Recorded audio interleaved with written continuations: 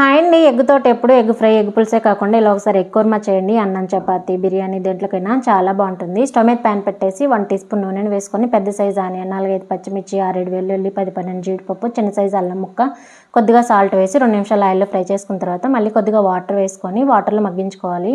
ఇవి కంప్లీట్గా వేడి చల్లారిన తర్వాత మిక్సీ గిన్నెలోకి వేసుకొని కొంచెం కొత్తిమీర కూడా వేసుకొని మిక్సీ పట్టేసుకొని పక్కన పెట్టేసుకోండి. స్టవ్ మీద వేరొక ప్యాన్ పెట్టేసి 1 టేబుల్ స్పూన్ ఆయిల్ వేసుకొని ఉడికించుకున్న ఎగ్స్, కొద్దిగా సాల్ట్, 1/2 టీ స్పూన్ కారం, 1/4 టీ స్పూన్ పసుపు వేసి ఆయిల్లో ఫ్రై చేసుకొని పక్కన పెట్టేసుకొని స్టవ్ మీద వేరొక ప్యాన్ పెట్టేసి 1.5 టేబుల్ స్పూన్ ఆయిల్ వేసుకొని 2 యాలకులు, 2 లవంగాలు, 1 చెక్క వేసుకొని మిక్సీ పట్టుకున్న పేస్ట్ కూడా వేసుకొని ఒక 5 నిమిషాలు ఫ్రై చేసుకున్న తర్వాత టేస్ట్కి తగ్గట్టు సాల్ట్, 1 టీ స్పూన్ కారం, 1 టీ స్పూన్ ధనియాల పొడి, 1/2 teaspoon garam masala, 1/4 teaspoon పసుపు, 2 టేబుల్ స్పూన్ల పెరుగు కూడా వేసుకొని లో ఫ్లేమ్లో 2 నిమిషాలు మగ్గించుకున్న తర్వాత కొద్దిగా వాటర్, ఉడికించుకున్న ఎగ్స్ వేసుకొని ఒక 10 నిమిషాలు మీడియం ఫ్లేమ్లో మగ్గించుకున్న తర్వాత 1 టేబుల్ స్పూన్ పాల మీద మీగడ, కొంచెం కొత్తిమీర వేసుకొని స్టవ్ ఆఫ్ చేసేసుకుంటే ఎగ్ కుర్మా రెడీ.